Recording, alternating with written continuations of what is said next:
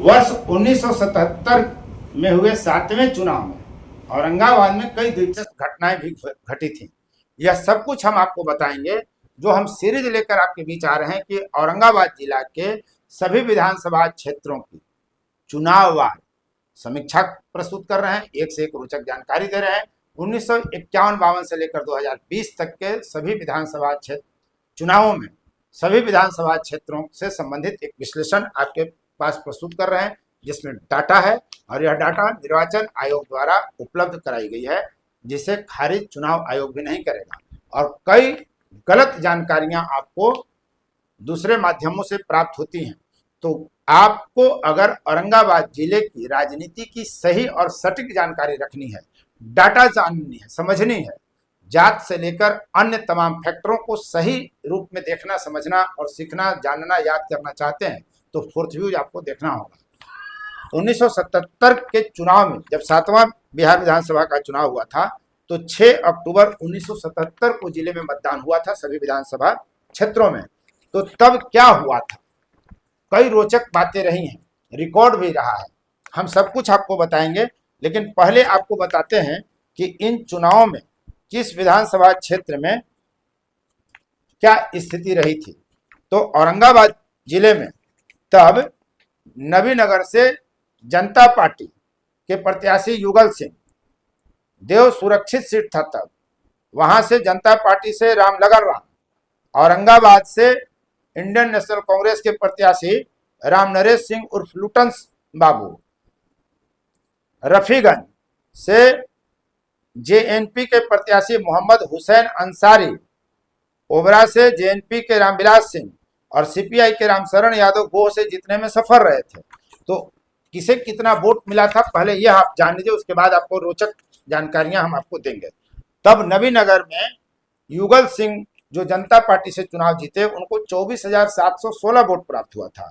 वहीं सीपीआई के धर्मदेव सिंह को 19,824 वोट मिला था।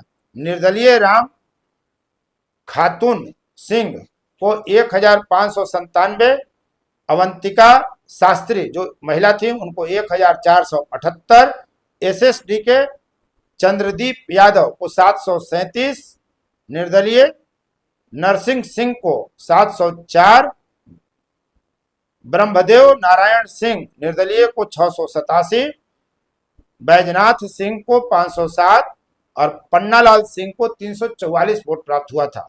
तब नबीनगर में 1,14,040 मतदाता थे, जिसमें 45.08% यानी 51,410 मतदाताओं ने मतदान किया था, जिसमें 50,594 मतपत्र वैध पाए गए थे। तब देव विधानसभा क्षेत्र जो है वह अनुसूचित जाति के लिए आरक्षित था, जहां से जनता पार्टी के रामलगन राम चुनाव जीतते हैं, जिनको 23,584 वोट मिलता है और 14,070 वोट इंडियन नेशनल कांग्रेस के दिलकेश्वर राम को मिलता है, जिनके पुत्र राजेश राम अभी कांग्रेस के प्रदेश अध्यक्ष हैं।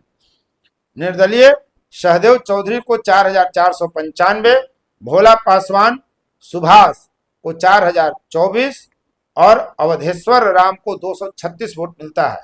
तब 1,09,451 मतदाताओं में 43.09% ने यानी 47,163 मतदाताओं ने मतदान किया था और 46,409 मतपत्र ही वैध पाए गए थे।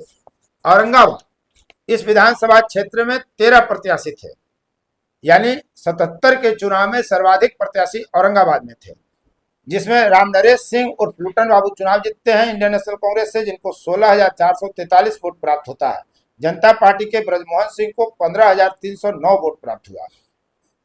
निर्दलीय सरयू सिंह को 4,434, रामकृपाल सिंह को 2,919, रामकरण महतो को 2,753, अखिलेश्वर प्रसाद सिंह को 2,391, देवनारायण सिंह को 1,111, गुरु प्रेम विकास सिन्हा को 1,069, राघवेंद्र प्रताप नारायण सिंह को 956, जो बाद में जिला परिषद के अध्यक्ष भी बनते हैं, शत्रुघ्न नारायण सिंह को 571, तुलसी महतो को 453, बंगाली सिंह को 285 और सत्येंद्र नारायण सिंह को 274 वोट प्राप्त होता है।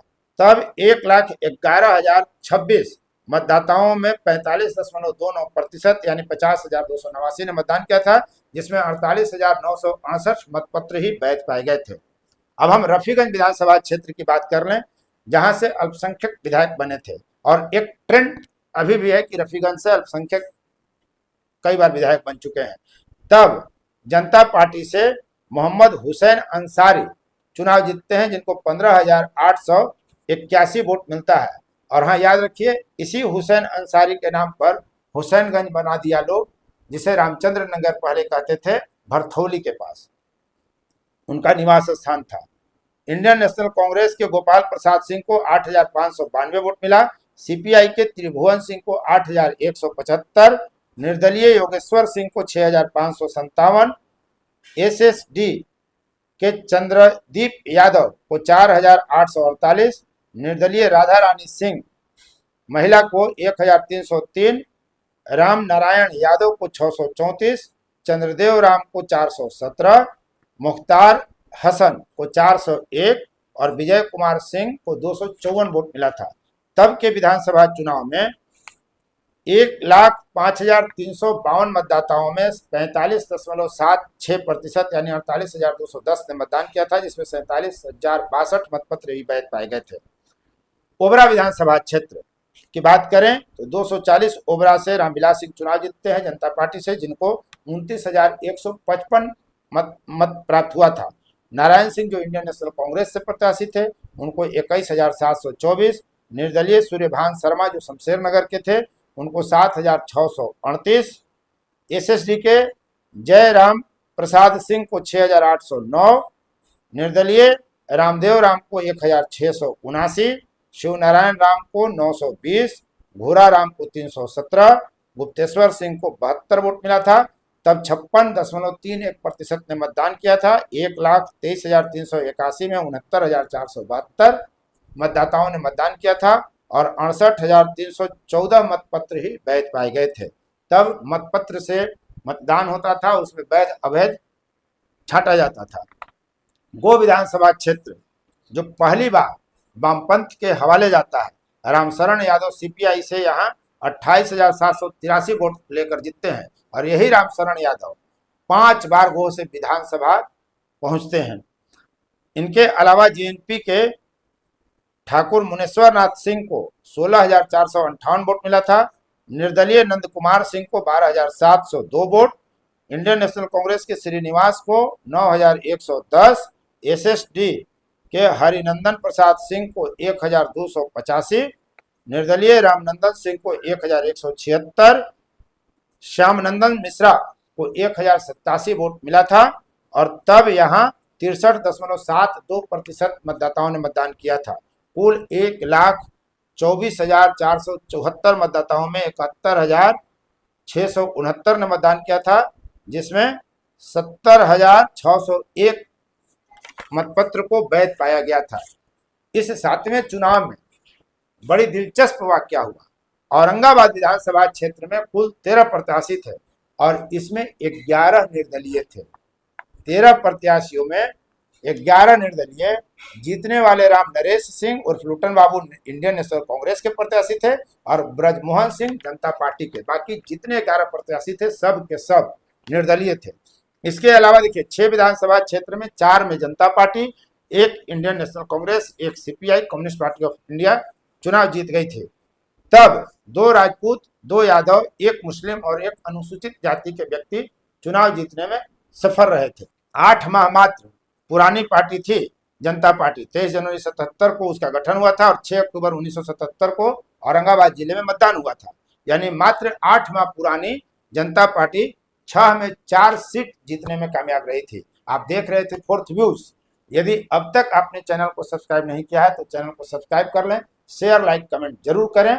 और हाँ, औरंगाबाद जिले के विधानसभा चुनाव से संबंधित 1951-52 से 1920 तक का कोई भी रिकॉर्ड अगर आपको चाहिए, आप कमेंट करें, आपको जवाब मिलेगा। कमेंट अगर महत्वपूर्ण रहा, 5, 7, 8 मिनट तक का वीडियो अगर बनाया जा सकता है तो उस पर वीडियो भी बनाएंगे। और दूसरी बात, मगध और शाहाबाद के विधानसभा क्षेत्रों पर फोर्थ व्यूज का फोकस रहेगा। इन क्षेत्रों में, विधानसभा क्षेत्रों में क्या जातीय समीकरण है, सब कुछ हम आपको बताएंगे। बस आप देखते रहिए फोर्थ व्यूज। बहुत बहुत धन्यवाद। फोर्थ व्यूज, चौथा विचार, बाकी फिर